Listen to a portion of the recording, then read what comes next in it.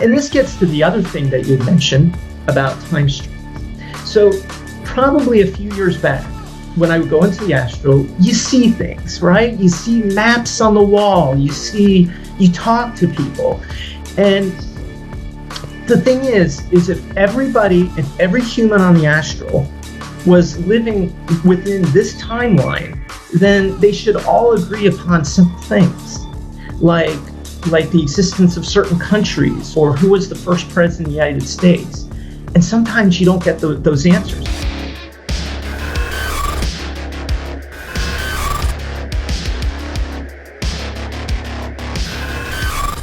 Welcome back. I'm here again with Michael Lee. Michael, welcome back. Thank you for having me. All right. So today we're going to talk a little bit about your interactions with non-human intelligences as well as people across different time streams. So start at whatever place you want to start, but when's the first time? And it sounds like in the last episode, you had alluded to being shown more non-human intelligences recently, as if there's preparation for something. So if you can elaborate on that. Yeah, so it's interesting because, in the common society, we have the physical sightings of vehicles. We have, potentially the physical sighting of different beings. In the spiritual world, it's my personal belief that a lot of these things are readily accessible if people are curious enough and want to find out more. For me, though, the very first experiences I had with non-human entities was involuntary, and it's in the lower astral. And generally speaking, I don't like these beings. I don't like being around them, and I don't like spending much time exploring them. But they tend to look greenish. They're not even necessarily humanoid. They could be reptilian. And it just makes you feel really bad. And it makes you wonder what's going on down there, with the idea that lower astral is in some ways potentially connected to our physical Earth. However, I've also had much more positive experiences. When you go beyond a certain level in the Monroe system, what they call Focus 35, they do say that that's a place where we can meet with people from other places. And what's interesting for me is that it's rare that I see even these non-human intelligences as not looking humanoid. And I think that there's actually really two interesting factors that go on. One is I think that in our minds, or maybe through the system, they're in some way shaped to look like humans to make us feel comfortable. And the second thing is there seems to be something of a universal translator. And how could I figure this out, that there was a universal translator? Well, if you think about how language models work, they seem to ingest like words and concepts and ideas. And that seems to be universal among different languages. But as soon as somebody uses a proper noun, like the name of somebody, that doesn't necessarily have a concept associated with it, and it doesn't necessarily translate between languages. And so what I found as I was having conversations with non-human intelligences is when they would say something like the name of themselves or the name of their planet, it suddenly sounded like gibberish to me. And so my theory is that this universal translator will take the basic concepts and get them into a language that I can understand, and then they can understand from me. But as soon as we start using proper names, it almost like glitches, and it just starts sending out like just random Unicode characters. And that always used to confuse me when I would hear names and words that just made absolutely no sense. So one of the things that I've been doing recently is they've been sending me off in missions to meet with other, we'll say humanoid species, but they may not even be humanoid. They just might look like that to me. And so the question is why me? To advertise on Through a Glass Darkly, email throughaglassdarkly@gmail.com. So one question you might ask is, well, anybody that's in the afterlife theoretically should be able to have access to these other civilizations. And so theoretically, they could be doing missions too. So why send a physical living person like me? Well, it could be that generally speaking, people like me who are spending lots of time exploring the spirit world are becoming more like explorers and are more willing to kind of go out of our box. I would have to say that a lot of spirits that I run into, especially on the astral, they seem to be stuck within their own sort of world, maybe hanging out at a bar and having conversations, but they don't really have much of a desire to move out of that subplane into other subplanes. Whereas I seem to have more of this flexibility to kind of move around and do crazy things. And so maybe that's one of the reasons why they send me off into these distant locations. I also think that my personality is pretty good for the job. I'm generally personable, although around my family, that will set me off and turn me into a monster. But otherwise, I'm fairly personable. Also, I'm fairly intelligent. So if they present me concepts that that might be a little bit confusing, I can try to think about it in terms that I can understand. And also, if they ask me questions, I can usually explain things, at least at a cursory level, on a wide variety of topics, where science and technology tends to be my strong points, and weaker would be things like politics and history. And this gets to the other thing that you had mentioned about time streams. So probably a few years back, when I would go into the astral, you see things, right? You see maps on the wall. You talk to people. And the thing is if every human on the astral was living within this timeline, then they should all agree upon simple things like the existence of certain countries or who was the first president of the United States. And sometimes you don't get those answers. And sometimes you look at a map of the world and it's got like all these completely different geographic things lined up. And then another thing that caught me is that you look at the technologies that people are projecting with their mind, because in the spirit realms, it's mostly thought responsive things, right? So I think of something like my Atari 800 computer I had as a child, and suddenly it appears. So if you start looking around at, say, the computers that people are manifesting with their mind, and you're like, I've never seen anything like this, it could be that they're from another timeline and they're simply projecting what to them was the normal thing for them. And this gets into potentially things like fashions. It gets into, as I mentioned, political histories, geographic boundaries. And then another interesting thing where it comes in is music. Now, music turned out to be a really fascinating thing for me because about 8 years ago or 10 years ago, I wanted to become a famous singer-songwriter, like as though it wasn't enough that I was a scientist. I needed that second career and that second stream of income. And what I found was that I was getting musical inspirations in my sleep. And some of those songs didn't sound like they were like modern songs. Some of them sound like they were older songs, like from a different age and genre. And I would try to record what I could when I woke up. And I would also try to see if I could find if somebody ever sang this song in real life. And a lot of times these songs never existed. And so my theory is that in every timeline, people are sort of independently discovering different genres and developing different music. And one of the things that's funny for me as a musician is like, how many unique good melodies are there? And you could argue that there's only a certain number of them. But if you're in a different timeline and somebody hasn't used that melody yet, that's your opportunity to take advantage of it, become famous. So I've seen lots of little bits and pieces of evidence through these 25 years of different timelines that seem to exist all within the same, we'll call astral plane, and really hint to the possibility of other planes. Now, one of the things that helped me was I spoke to a helper once, and I asked him, about this, and he gave a number. He said there were 26 simultaneous Earths running at the same time. And then I asked a question, does my family member, soul family, incarnate within those other timelines? Or just this one? And they said mostly just the one that you're currently in. In other words, think of it as other timelines for other souls having other experiences. That's not to say that we can't, in other lifetimes, switch into other experiences. It gets to another possibility, which is that even sequentially after this lifetime, we might be able to go back and incarnate as a person from a previous time period. That really gets weird to me because then that gets into issues of, contradictions and paradoxes. For example, if we knew completely about our future and then we go back in time and then start influencing to change that future, that would create some weird paradoxes. So I'm not sure just how much that is true. I've talked to some people about the multiple time stream concept, and one theory that kind of goes along with the idea that this place is a little bit of a trap is one where at some point we discover time travel, or maybe perhaps some non-human species discovers not time travel. And so these different timelines are actually created by the loop of time that's happening.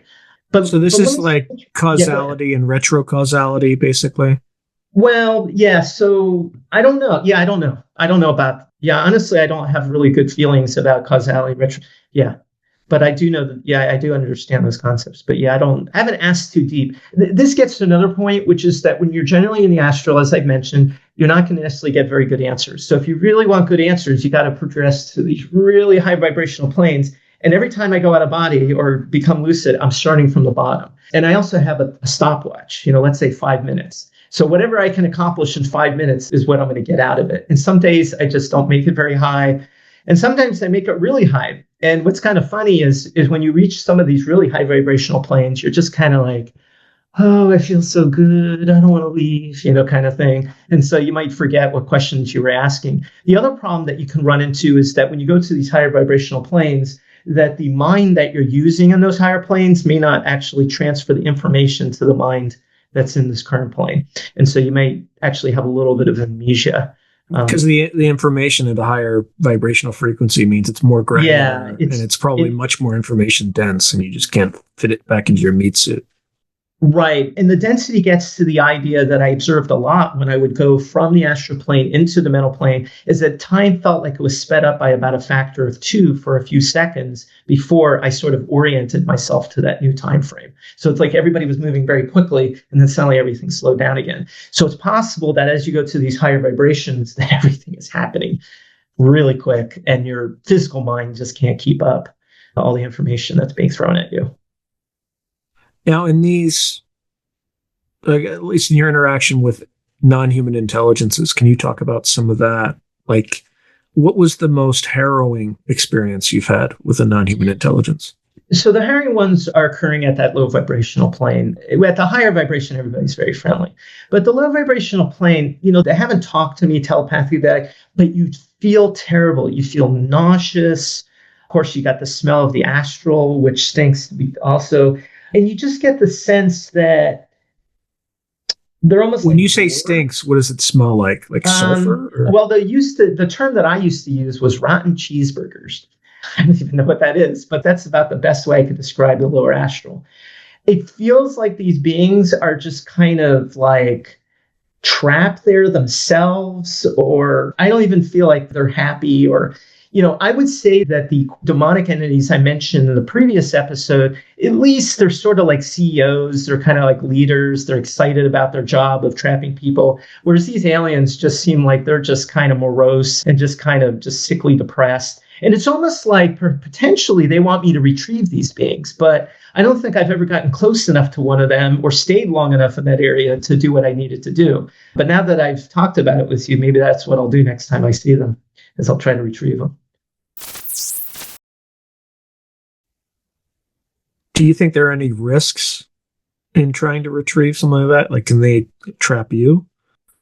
I don't think so. I've been trapped before by these CEO type demons, and I have a group of helper team that I trust will take care of me and make sure that I don't stay stuck for very long. I mean, the other risk, as I mentioned in the previous episode, when you do these out-of-body experiences, is the potential for parasites. For me, what's interesting is that when spirits get stuck to me, it's usually because they need to be retrieved. It's sort of like the most direct way of saying, hey, this guy needs help. So they'll just stick to me and I'll just climb upwards with them, and then we'll just kind of break off and go where they need to go. Can you describe one of these CEO type demons? What do they present like?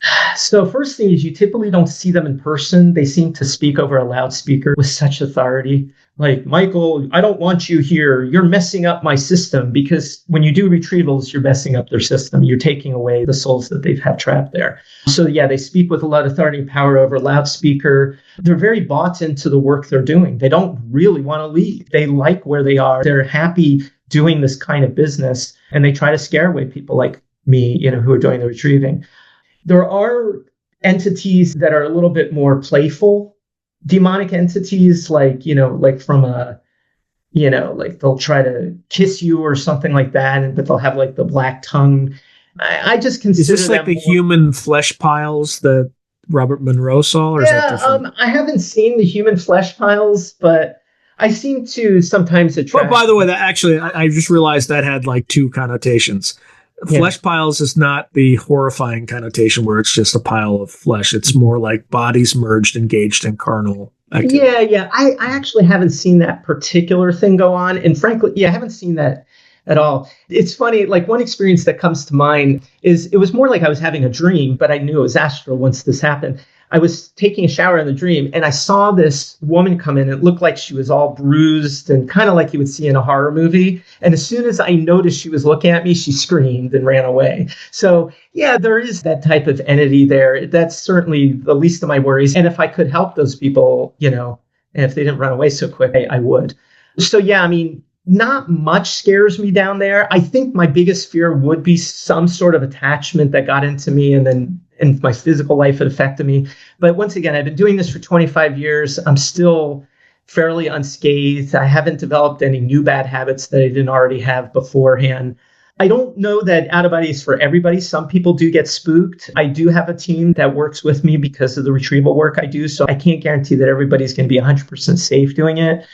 And the other thing to point out, which I pointed out from the previous episode, is that you tend to, when you go out of body and when you lucid dream, you tend to be in these lower realms. And so you just have to understand that this isn't exactly the place you go to see Jesus. If you really want to meet up with your guides and with higher beings and gods, you're really going to have to go to those higher vibrational planes. They're not going to come down to you unless it's an emergency. What other NHI have you had experiences with outside of the lower astral?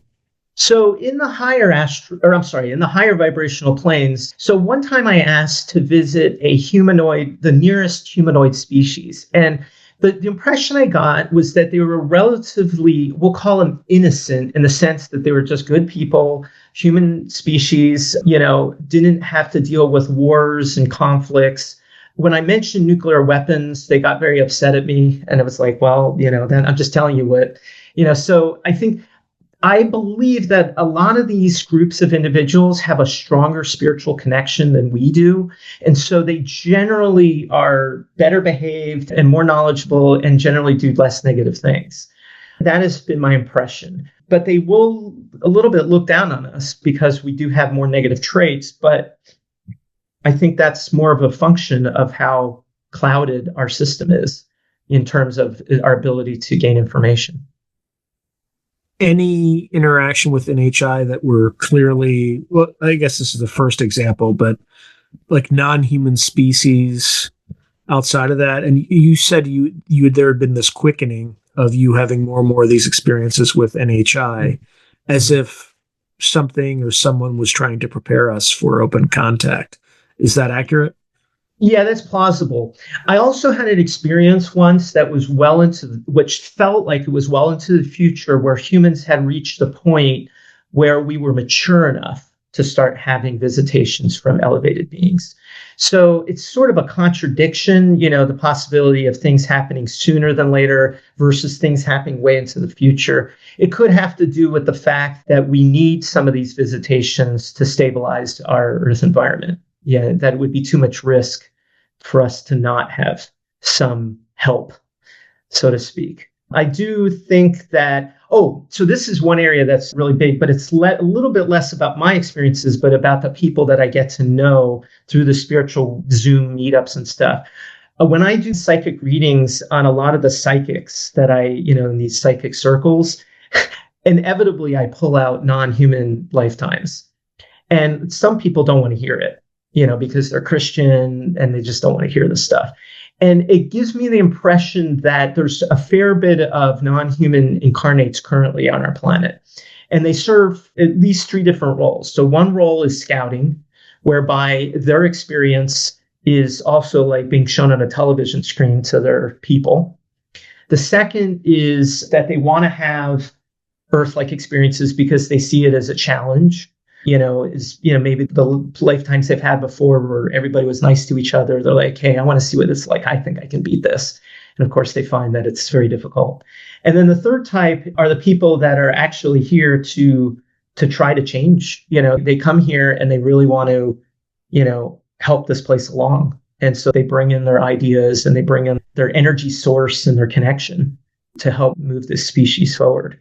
So I think that one of the things that I think drives people a little batty is that when somebody has a near-death experience and they see non-human forms, they get freaked out and they're like, oh, crap.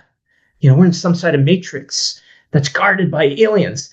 And I have another theory, which is that they're just seeing their home people. And because they've been conditioned on Earth life to look human and think everybody's human, it's almost like a shock to their system to see who they were before. So I think me personally, interestingly, actually has very limited experience with non-human lifetimes, but I seem to naturally bond with people that are, and a lot of my friends, I feel like they're not human, that they have by and large non-human experiences, and humanity for them is relatively new. So they're not necessarily immature on this planet. They can be quite mature, but they're also kind of like shocked by the craziness of this place. Is that something that you can tell about people at a glance, or do you have to go into like an altered state to see that about people? It's funny you should mention that, because I was thinking that, like, could I read you right now?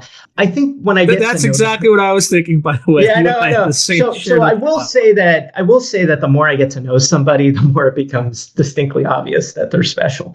I feel like, so my son is an example. He's, on the autism spectrum, but it's not just that, because autism, you could argue, has a genetic or vaccine component or whatever. His interests are way out of bounds of 99.9% of the interest of people on this planet, in terms of advanced mathematics and science. So let's give you a few minutes. Let me just see if I, can.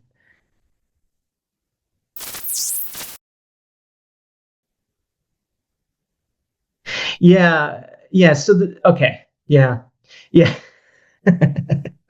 So we've had a chance to talk a little bit, of course, in between, but there is clearly this. It's funny because this is the thing about past lives, is you'll find that 9 times out of 10, you did similar things in previous lifetimes. So what I heard was doctor and military officer. Now, when I say doctor, I'm thinking of like a doctor, like almost like a lab coat, like scientist.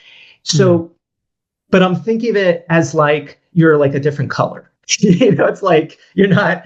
So I hate to say it, but yes, what's coming to me is like, military conflicts between, people with, different species, all this stuff. You just love this stuff. And, you've incarnated, and I'm almost seeing you like in like the spaceship and, I'm hearing like the pew pew with not that there's any sound of lasers. That's all special effects. But anyways, I think that's your core. And, it's interesting because if you indeed are one of those type of people, then you come here and you think to yourself, okay, well, what strategies and tactics of the human species can I learn, both in terms of bolstering my home system, but also in terms of understanding what the defenses are of this planet.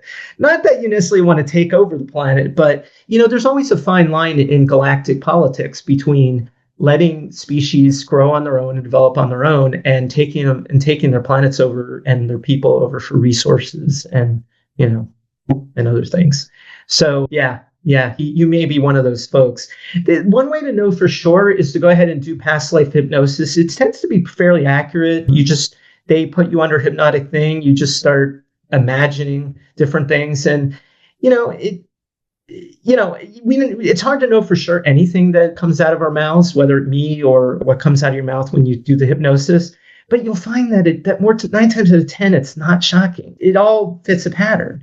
And it goes to show that our souls tend to have certain inklings and desires. Like, I think part of me is like a warrior spirit, but part of me is also a scientist spirit. And part of me likes alchemy and spiritual stuff and all that crazy stuff. So we each have like little impetuses within our soul that pushes us to have particular assignments.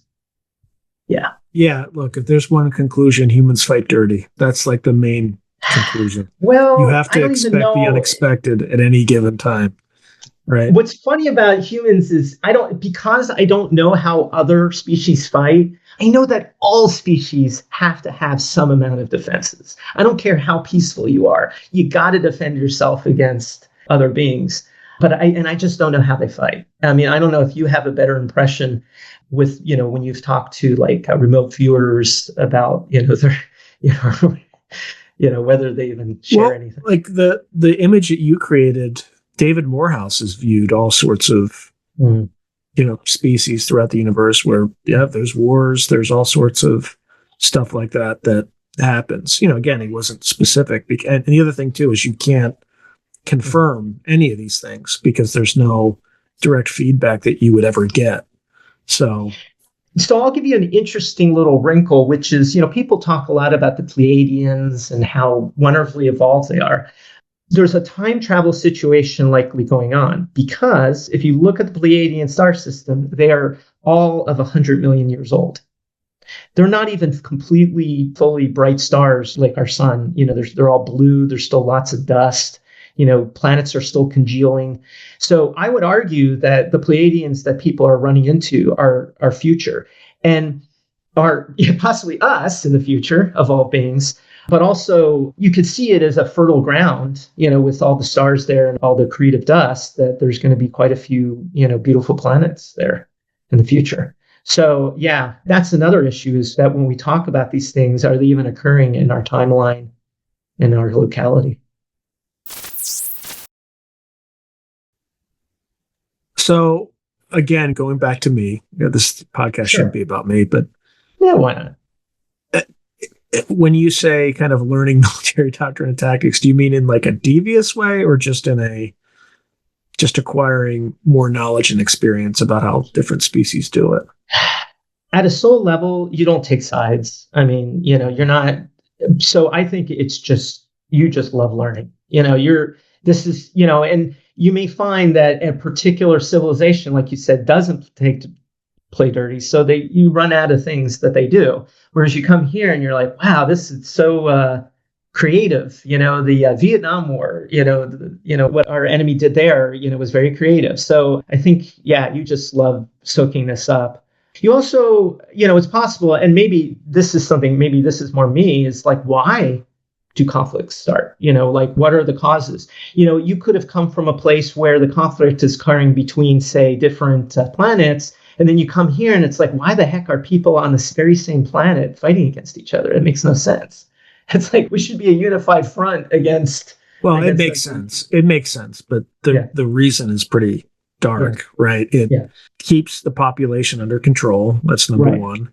Number two, it makes certain factions of humanity very wealthy, right? It keeps companies in business, and I think, and there are just certain things that a lot of them are just communication miscues. Yeah. Right. Like when Putin says, "No, guys, I'm serious. I'm going to invade Ukraine. Like, I'm serious." Like, and we had our news media say, "Nothing to see here." But anybody who has any military experience just looks at a freaking map, and says, "This guy's just moved 130,000 troops to the border." Right? They're not a super rich country. They have maybe the GDP of Italy. You don't do things like that for shits and giggles, right? You only do that if you're actually going to do something. So on my channel, I called it. I'm like, it's obvious they're going to invade. Ignore everything every single media outlet is saying. He's going to attack. And he did. So, again, those are probably the three top reasons. So greed, communication miscues, and population control. Yeah. Yeah. And, as humans evolve at a soul level, then, we may be less prone to some of these conflicts. But we also have another transition occurring right now, which is our robotics AI transition.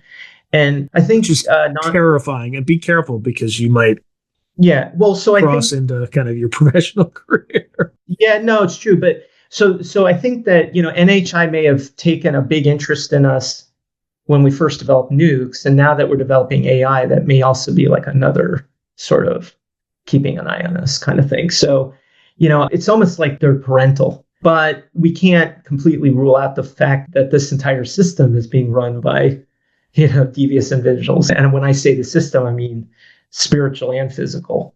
So it's hard to know answers for sure. What I would tell the audience, though, is the more you learn about yourself, your spiritual self, and who you are, who you were, who you might become, the more power you have. And the less you become a victim of the game and more of an observer of the game.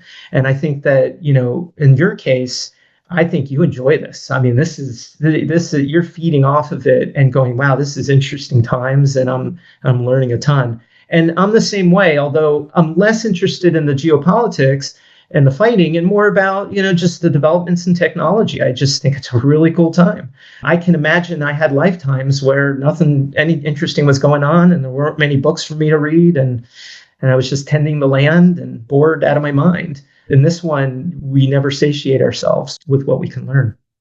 Now, if only I could make a full-time living from that.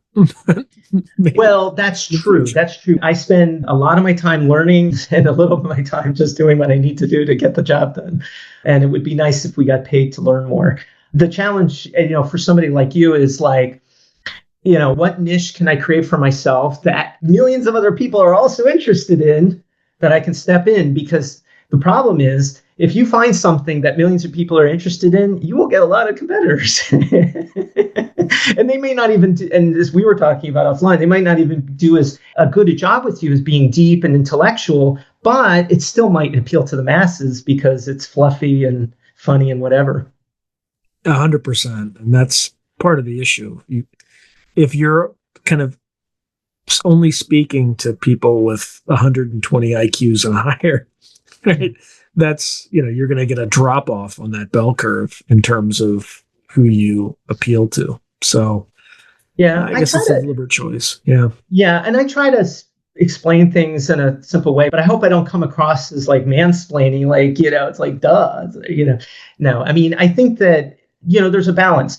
And the challenge I would give to people that believe that they are spiritually at a strong state, and they're able to, avoid a lot of the bad habits of this world, and is always try to learn, because yes, you may be evolved at the point that you don't need to be here anymore, but this place is like a huge library, in my opinion, in terms of what we can learn, especially, and then the experiences in applying that learning. So take advantage of it while you got it.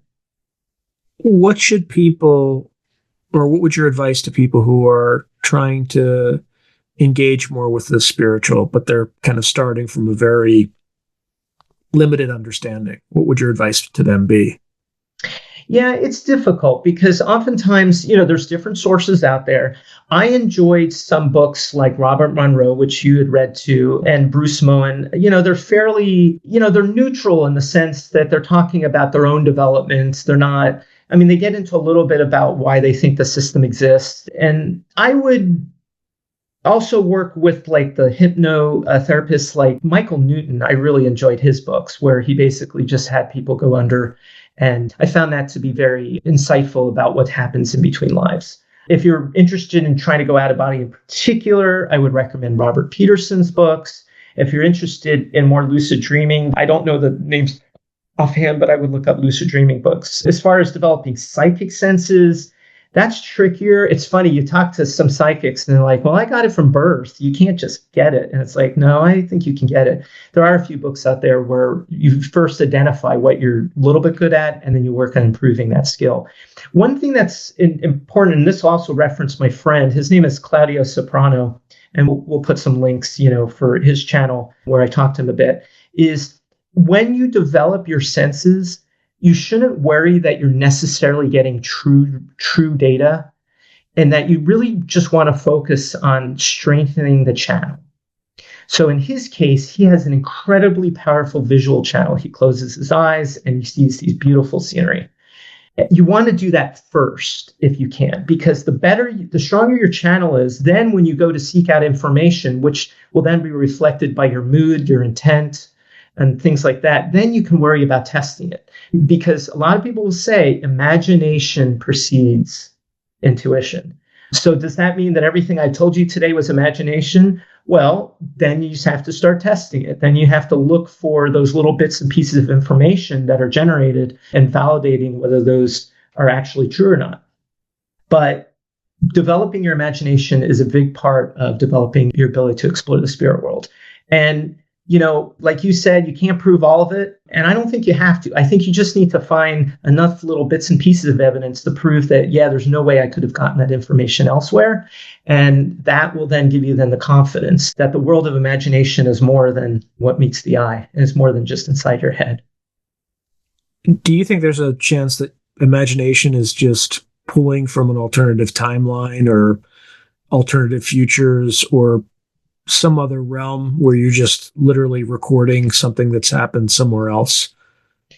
I think imagination can be a combination of things. I think that what's fascinating to me is the distinguishing between a dream and the astral plane. And how do you do that, by the way? Yeah, so in a dream, and I've been doing a lot of interviewing of people in my dreams lately. And what I find is that if they give an honest answer, they tell me that they are literally just robots or AI.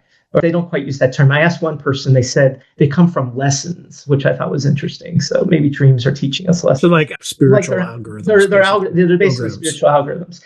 Now, when you break out of your dream bubble, you actually enter into the astral proper. Not everybody does, but most people do. And what they find is that now when you talk to people, they seem like they're more like real people. Like they have personalities. Oftentimes they might not realize they've died. And they don't get upset at you like when you call them dream characters, because they'll be like, no, I'm not a dream character. I'm a person and this is what I do. Dream characters are a little bit more feisty because when you're breaking the programming, weird things can happen. It's like a robot that you cut their head off and they go, oh, like that. The spirits, they tend to have more emotions. They're more communicate and But the other thing is smell. Like I said, there's a rotten smell in the astral. The other thing is when you see things that are created by other people, it looks different than when things are created within your own dream. It's like you're inside of somebody else's simulation. I know that sounds really strange. And every once in a while, you might see things like other people moving in their dream, and they're like, they don't look real to you. They look like robots. That versus dream characters, which look like real people to you because, it's like they were made to fool you. So let's see what else.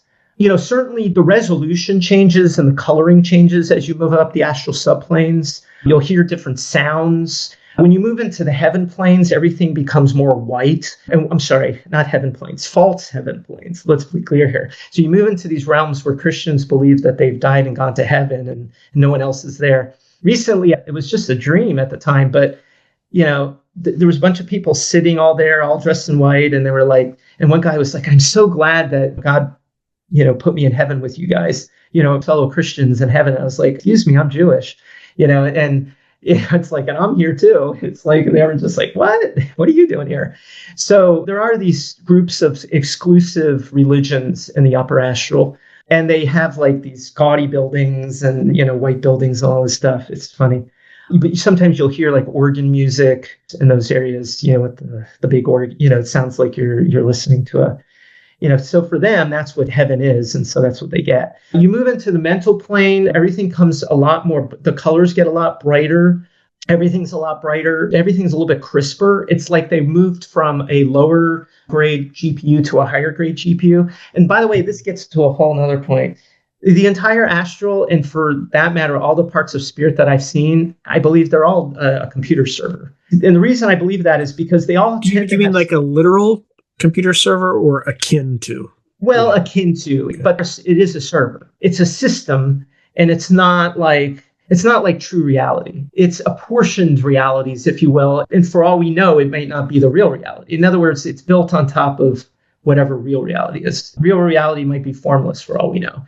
But these things tend to be, like I talk about subplanes, they're stacked like a sandwich. And then within those subplanes, there's actually like little realms. I've been able to go outside of the astral, and it looks like a huge computer server with all these black wires. And there's like little bulbs at different parts of the wire. And each of those bulbs is like a little world that you go into, and somebody is in there, the idea about the astral in general is that it's free will. So the computer server is sorting people based on their desire to get what they want to believe they can get, except for the people that are being trapped. And that's why we try to help them out so that they have a fighting chance. What do you think is the reality beyond that reality?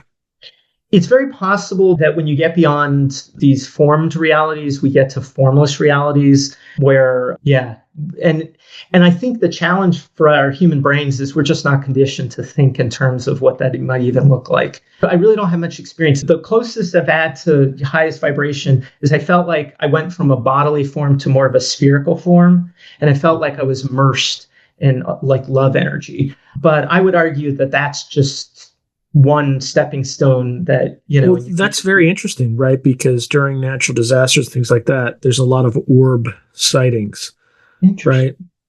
So yeah, orbs could be the natural shape of certain types of beings. I think that people like me who have had many, many human lifetimes, we like to shape ourselves as humans, even when we're in spirit, because we're comfortable with that form. But I also think that new souls tend to have a spherical shape to them. They're undifferentiated, but they're full of like all sorts of colors that flow around, and those colors represent their potentialities and their interests.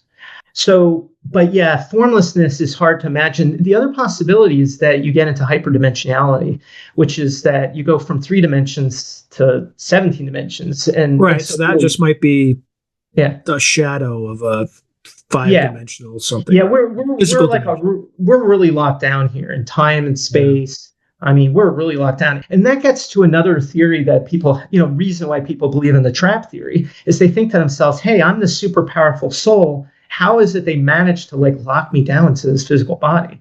And when I go exploring, I might have mentioned at the beginning of the first episode, I'm not at full cognitive capacity. I'm not fully Michael when I'm out there. I'm like half Michael. I'm like not quite as smart, not, what I'm saying, a little bit in a daze. So definitely even me who's out there exploring and visiting other civilizations, all this stuff, a lot of me is locked down here, at least while I'm physically alive.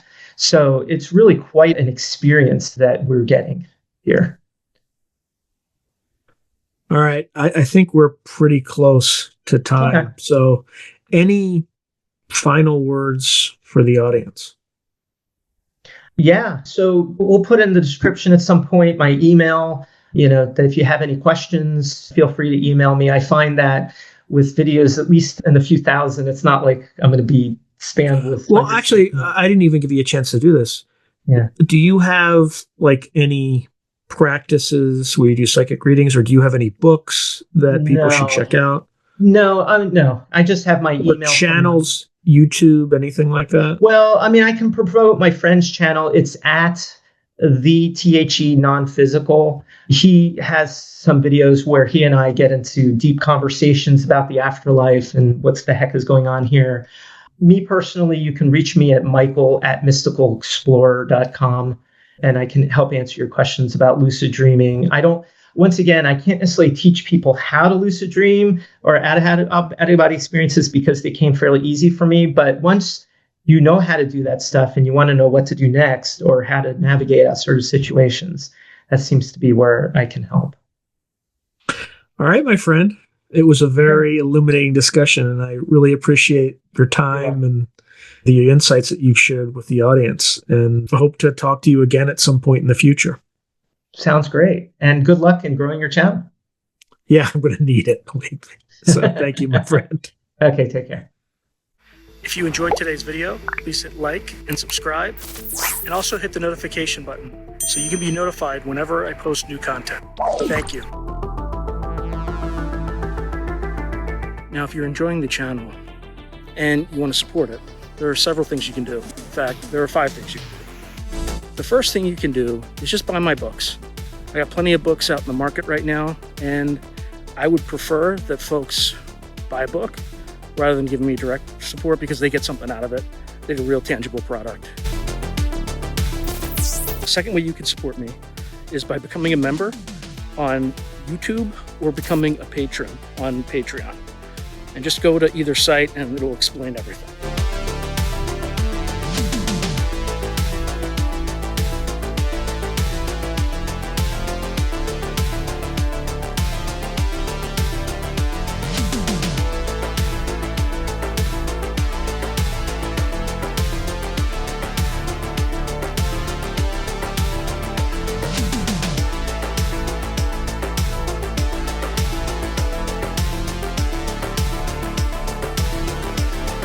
third way you can support the channel is by checking out my merch site, which is here. There's plenty of stuff that you can get to support the channel. And I'd appreciate that you have it and you can wear it. Not only do you help support the channel, but you also help promote the channel, and I appreciate that. The fourth way that you can support the channel, and this is really easy, is anytime you want to buy something on Amazon, literally just go to the description below and click on any link, literally any link.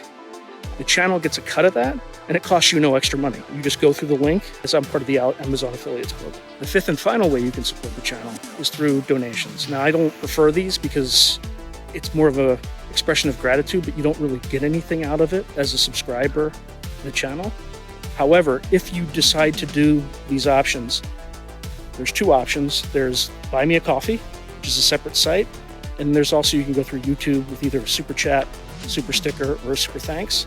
Again, I prefer Buy Me a Coffee because that organization takes less money than Amazon does. But either way, I appreciate any support you are willing to give the channel. So thank you very much and keep watching. I really appreciate it.